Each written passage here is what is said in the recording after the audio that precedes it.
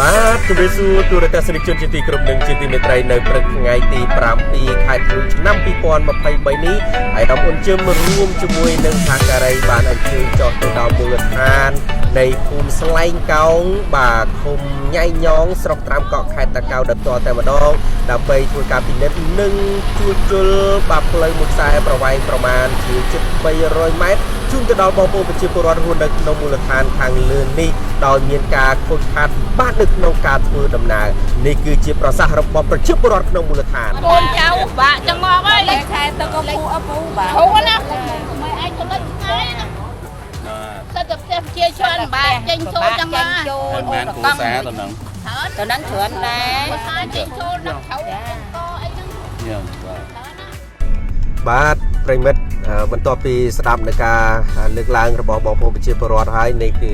ស្ថានភាពផ្លូវបាទនៅ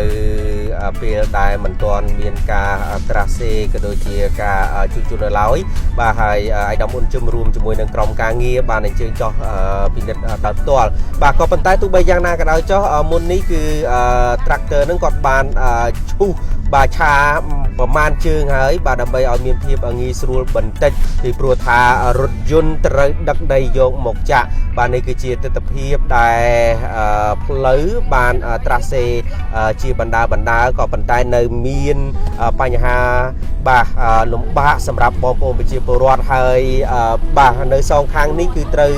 ត្រាស់សេផ្លូវឈូសឲ្យស្អាតដើម្បីធ្វើយ៉ាងណាឲ្យឃើញផ្លូវនឹងទលាយស្រឡះហើយធំល្អដោយការយកចិត្តទុកដាក់ពីសំណាក់អាយដាមអ៊ុនជឹមហើយនឹងក្រុមការងារបាទតាមសំណូមពររបស់ប្រជាពលរដ្ឋដោយផ្ទាល់តែម្ដងបាទប្រិមិត្តឥឡូវនេះគឺអាយដាមអ៊ុនជឹមនឹងក្រុមការងារបានមកដល់នឹងទីតាំងកន្លែងបាទខាងក្នុងមុខផ្ទះរបស់ប្រជាពលរដ្ឋបាទពិនិត្យមើលអំពីស្ថានភាពផ្លូវបាទដែលមានការខូចខាតនេះដល់ផ្ទាល់តែម្ដងឥឡូវនេះបាទ tractor កំពុងតែឈូសហើយបាទមកលឿនណាស់អូបាទគឺថាធ្វើយ៉ាងណាពង្រៀបបាទផ្លូវនេះឲ្យវារៀបស្មើល្អពីព្រោះថាវាកាហ៊ីគឺក៏ហុកបាទដល់ពេលដែលលៀងមកហ្នឹងគឺលិចតែម្ដងបាទប្រិមិត្តលិចហើយបែកភក់បែកម៉ាំពេញមកនឹងតែម្ដងហើយសំខាន់បំផុតហ្នឹងផ្លូវនេះបាទគឺព្រំប្រទល់2ខេត្តបាទគឺខេត្តតាកែវហើយនិងខេត្តកំពតបាទព្រំប្រទល់រវាងភូមិស្លែងកោងបាទឃុំញ៉ៃញងស្រុកត្រាំកក់ខេត្តតាកែវហើយនឹងជាប់ជាមួយគ្នានៃភូមិទន្លេនាមបាទឃុំចំបៃស្រុកអង្គរជ័យខេត្តកំពតបាទហើយផ្លូវនេះអត់ទាន់មានការជួសជុលទេដោយសារតែបាទរវាងឃុំនឹងឃុំប្រចាំគ្នាសារតែបាទវាខេត្ត2ហើយស្រុកហ្នឹងស្រុកប្រចាំគ្នាទៀតបាទស្រុកត្រាំកក់ចាំស្រុកអង្គរជ័យបាទអង្គរជ័យប្រចាំបាទស្រុកត្រាំកក់បាទកំពតប្រចាំតាកែវប្រចាំកំពតហើយទីបំផុតគឺថាប្រជាពលរដ្ឋពិបាកផ្លូវដើរបាទដូច្នេះហើយប្រជាពលរដ្ឋគាត់មិនដឹងធ្វើយ៉ាងម៉េចមានតែសនំពោមកកាន់អាយដាមអ៊ុនជឹមបាទហើយអាយដាមអ៊ុនជឹមក៏ទទួលយកសំណើរបស់បងប្អូនប្រជាពលរដ្ឋនេះដើម្បីកុំឲ្យខាងអង្គរជ័យប្រចាំត្រាំកក់បាទខាងត្រាំកក់ប្រចាំអង្គរជ័យកំពតប្រចាំតាកែវប្រចាំកំពតបាទអាយដាមអ៊ុនជឹមចោះមកធ្វើជូនប្រជាពលរដ្ឋតែម្ដងជួសជុលជូនដល់បងប្អូនប្រជាពលរដ្ឋសូមស្ដាប់ប្រសាសន៍របស់អាយដាមអ៊ុនជឹម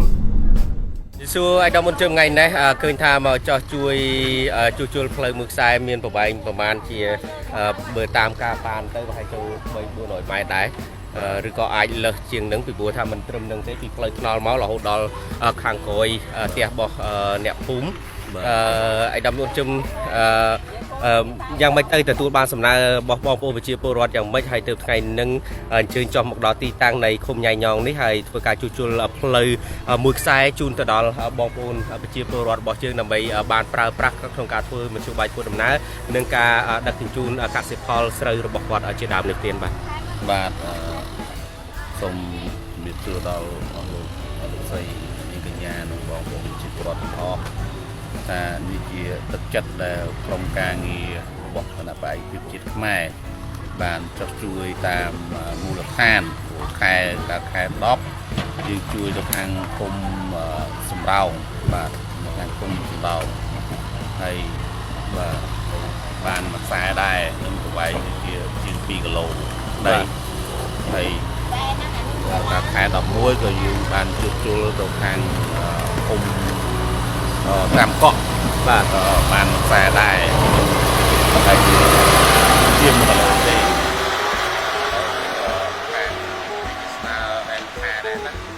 ខាងតំណាងរបស់យើងជាប្រវត្តិសុំខ្សែនេះហើយយើងក៏បានឆ្លើយអើមុនដែរដែលយើងចុះមកពិនិត្យទៅឃើញថាគួរជួយដែរផ្លូវនេះចូលជ្រៅវែងប៉ុន្តែយ៉ាប់ជាងគេគឺផ្លូវចូលពីដើមទីនេះប្រហែលជាថា300-400 ម៉ែត្រហ្នឹងបាទហ្នឹងអញ្ចឹងយើងធ្វើម៉េចឲ្យបានប្រជាពលរដ្ឋធ្វើដំណើរព្រោះខែផ្សារឡើងដឹកឲ្យបានចេញចូលអត់កើតទេធ្វើអីបតទេគឺសឹងតែមិនកើតទៀតអញ្ចឹងយើង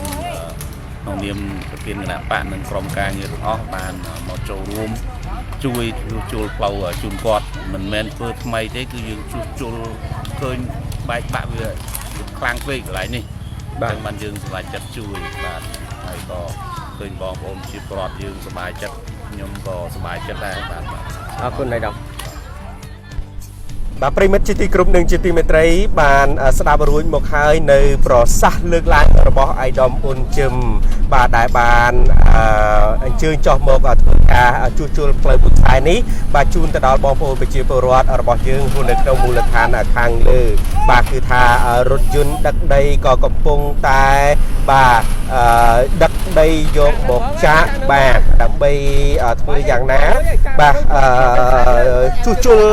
ផ្លូវនេះជូនទៅដល់បងប្អូនប្រជាពលរដ្ឋរបស់យើងនៅក្នុងមូលដ្ឋានឲ្យពួកគាត់នឹងបាទធ្វើដំណើរទៅមកនឹងមានភាពងាយស្រួលនៅក្នុងមូលដ្ឋានរបស់ពួកគាត់បាទអាយដាមអ៊ុនជឹមរួមជាមួយនឹងប្រតិភូនៃគណៈបកឯកភាពជាតិខ្មែរគឺថាមិនទុកបងប្អូនប្រជាពលរដ្ឋរបស់យើងចោលនោះទេទីណាមានទុកលំបាកទីនោះគឺមានគណៈបកឯកភាពជាតិខ្មែររបស់អាយដាមអ៊ុនជឹមដល់ផ្ទាល់តែម្ដងបាទហើយ